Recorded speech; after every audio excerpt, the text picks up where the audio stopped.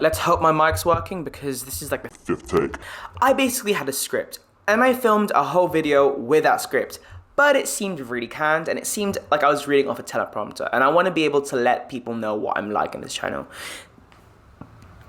Pardon me. And I feel like reading off a teleprompter isn't a really good way to learn my personality because, you know, I feel like that's what people watch. But this video is basically inspired by an organization called Queer Lawyers of Tomorrow, which I'm an ambassador of in my university. Queer Lawyers of Tomorrow is an organization that's dedicated to proliferate the message of acceptance and inclusivity and to raise awareness about LGBTQI issues within the legal industry. We have different campus ambassadors in different universities in order to raise awareness and let other people know that queer lawyers are important, they matter, and we still have to fight the good fight against, you know, issues of diversity and bias and discrimination. Anyways, we had a conversation in a group chat about conversion therapy, and it was a bit shocking because conversion therapy is still legal. It's such a thing that we don't recognize. It's way more accepting nowadays, but we don't recognize that people still go through conversion therapy. So we were questioning, why is the government not doing anything?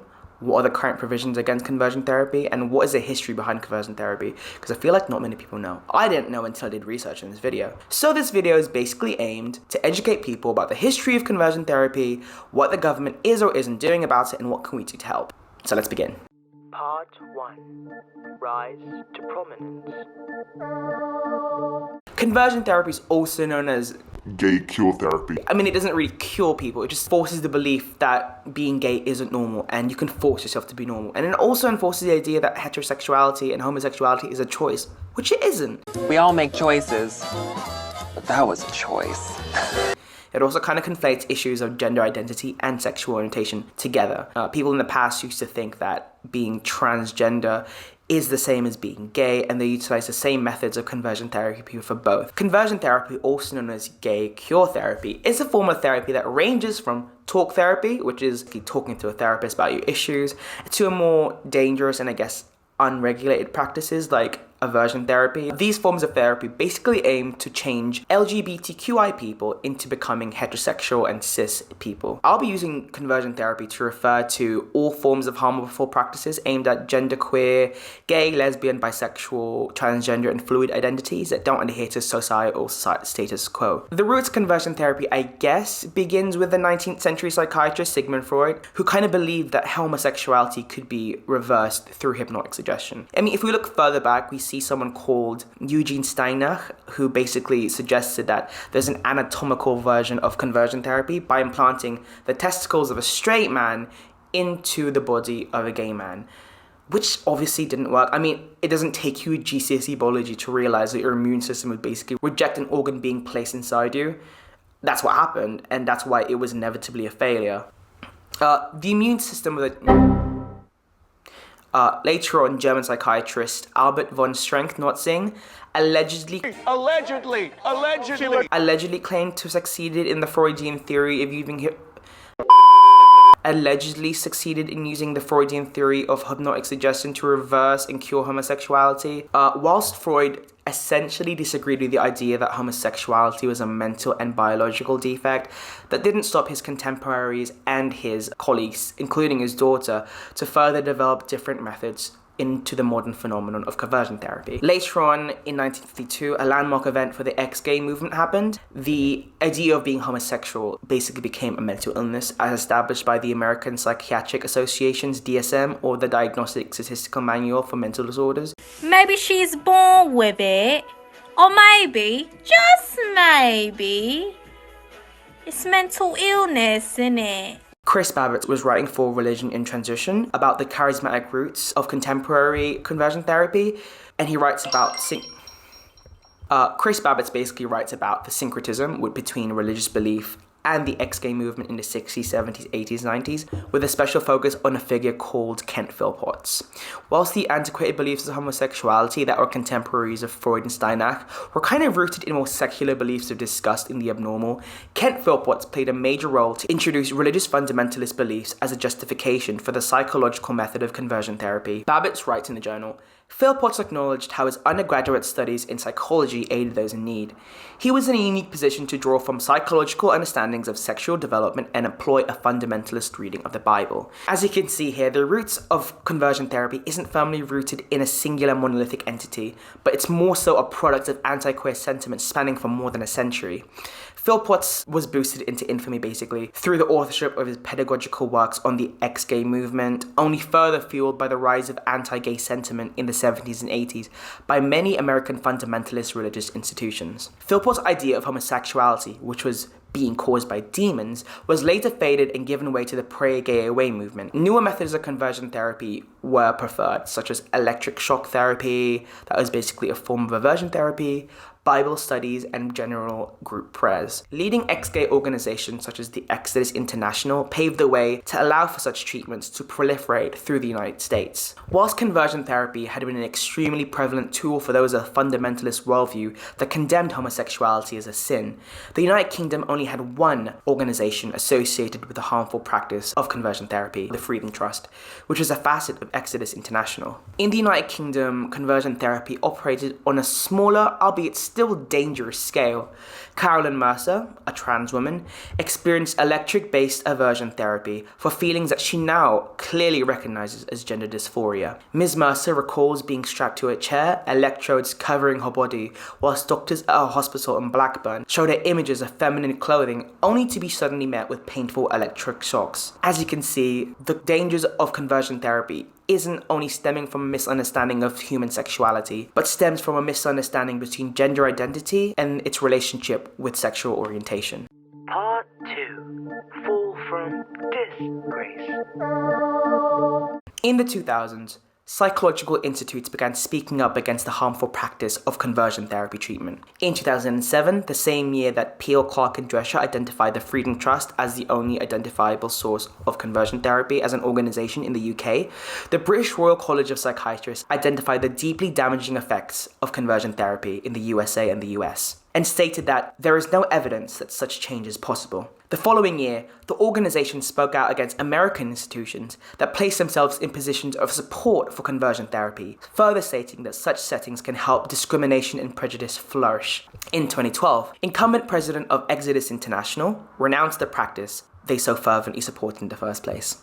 The president of the Exodus International, Alan Chambers, stated that, quote, 99.99% of the people he had met had not experienced a change in their sexual orientation. So not only did Chambers renounce the practice, but had also denounced it as deeply harmful and ineffective. In 2013, the board of directors for Exodus International decided to close itself as an umbrella organization.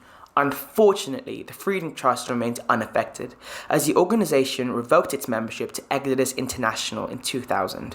The rising distrust over conversion therapy was sent over the boiling point with the discovering of a church in Liverpool that offered a cure to homosexuality through religious fasting.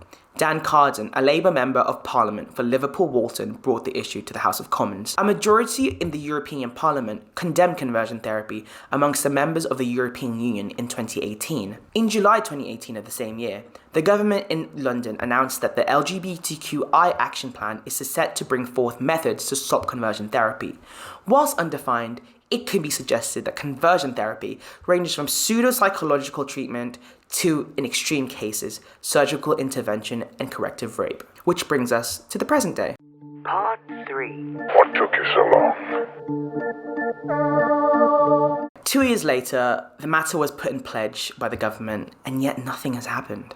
Whilst the government still maintained its promise to bring bans to conversion therapy, the organisation Stonewall states that nothing has yet to be done. In July 2019, a progress report stated that a formal consultation was on its way, yet nothing has happened. Whilst many argue that some forms of conversion therapy, such as corrective rape, are already covered under criminal offences, such as the Sexual Offences Act 2003, therapy-based conversion methods can arguably still be held without persecution. Despite professional bodies and boards of therapists and the National Healthcare Service speaking out against the dangerous practice on logical, ethical and moral grounds, nothing has yet to be done to be implemented even 2 years after the pledge was done. As long as the ban remains unimplemented into domestic legislation, individuals could still be subject to harmful talk therapy.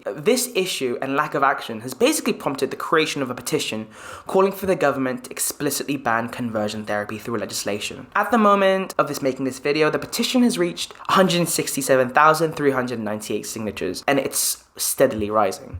The petition is called Make LGBTQ Conversion Therapy Illegal in the UK and calls for the government to 1. Make running conversion therapy in the UK a criminal offence. 2. Make forcing people to attend said conversion therapies a criminal offence. 3. Make sending people abroad in order to try to convert them a criminal offence. And 4. Protect individuals from conversion therapy. Kemi Badenoch, Equalities Minister for the government, stated that the ministers considered it a very complex issue. While still being dedicated to the prevention of conversion therapy, Kemi Badenoch had made no mention of the promised consultation in July 2019, nor any immediate proposal to change legislation.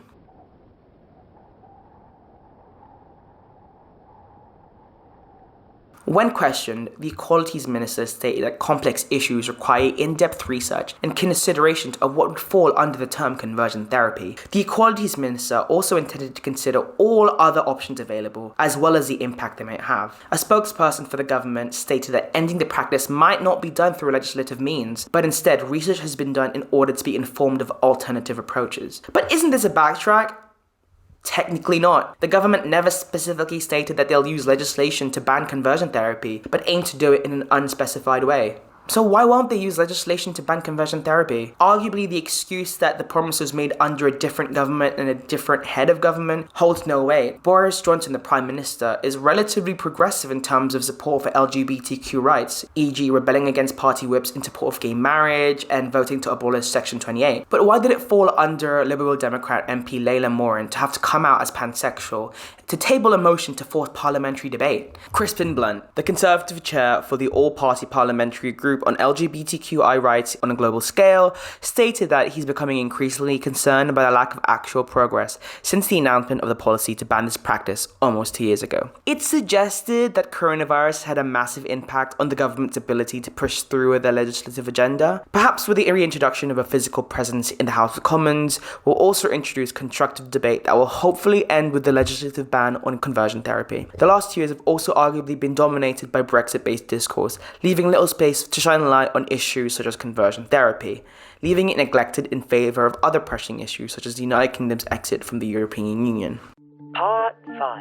What the hell we gonna do now? As of the moment, the most we can do is to continue pressuring our local members of parliament to bring legislative ban on conversion therapy to fruition. I have attached the petition to ban conversion therapy in the description box below, as well as other resources that will help you educate people on the dangers of conversion therapy and the lack of progress that has been made to protect LGBTQ people in our country. Activism through social media has also been proven to be extremely effective, especially with the Black Lives Matter movement. So I will highly suggest that you utilize social media to help educate and proliferate information about the lack of progress that is being done on this subject matter. But please remember, in light of all of this, the most important thing that we need to do is to remind our fellow LGBTQ members that they are loved, they are respected, and they are wanted just the way they are. The search for conversion therapy stems from ignorance from others and ignorance of oneself.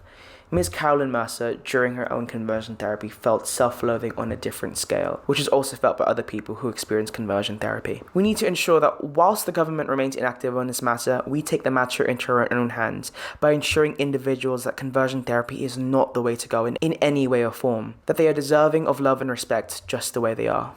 Thank you for watching my very first episode of my new series, LGBTQ Laws in the UK. Stay strong, stay safe, and stay standing, especially during this pandemic. I'll see you soon. I'll be sitting right here. I'll be sitting right here, and I'll see you soon.